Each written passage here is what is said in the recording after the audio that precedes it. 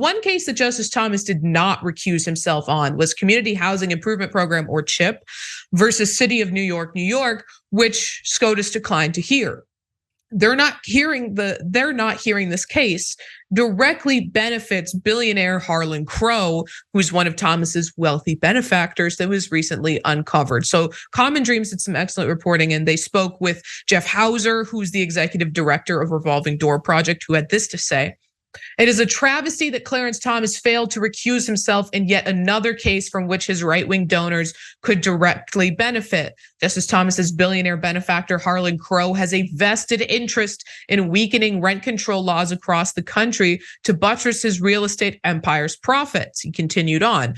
Crow's industry lobbyist of choice, the National Multifamily Housing Council, filed an amicus brief urging the Second Circuit to take up the challenge to New York City's rent control law in 2021. While the NMHC did not file a brief for the case before the Supreme Court, there should be little doubt that Thomas and his clerks are aware of NMHC's and therefore Crow's interest in the case. Now, activist groups, reformist organizations fighting for Supreme Court reform, judicial reform more broadly, were demanding, sounding the alarm and demanding that he recuse himself on making a decision on whether or not the Supreme Court would take up this case. He did not, and one of the reasons is because of this report that Common Dreams reported on. The recusal demands comes after the Revolving Door Project in July released a report on Crow's ties to the National Multifamily Housing Council, including that, as the group highlighted Monday, NMHC Chair Ken Vallick is CEO of 3 subsidiaries of his company Crow Holdings. So the relationship there is tight. And Senator Turner, we always talk about how we have legalized bribery in this country as far as it pertains to Congress, as far as it pertains to presidential candidates, and how their wealthy donors get to dictate the laws of our country. The lobbyists get to dictate the laws of our country. But we still see that in a different way at the Supreme Court, because here we have, Harlan Crow, who has gifted all of these things to Justice Thomas, and he is intrinsically wrapped up in this case, and no recusal. He gets to make a decision that benefits Harlan Crow, and we have very little that we can do to fight back against that.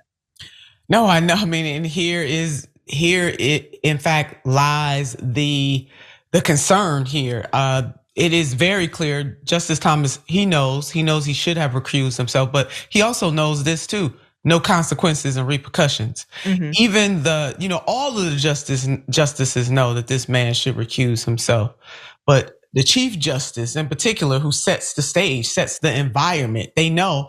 But again, no consequences and repercussions. Every American should be concerned about how Justice Thomas and other justices are comporting themselves when it comes to this.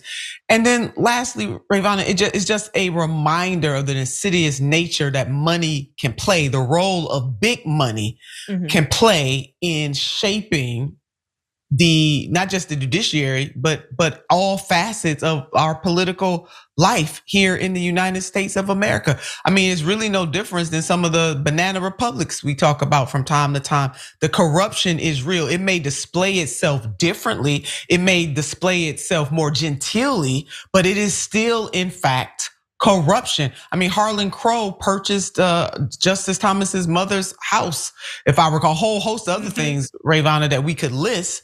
But this is corruption. If you want examples of corruption and how politicians are bought and sold, and how the United States Supreme Court is not above reproach, unfortunately, as a court. I'm not talking about individual justices, because there are some individual justices that are, but the institution is showing itself to be faltering, to come up wanting when it comes to corruption and allowing their mega donor benefactors to really be in ultimate control.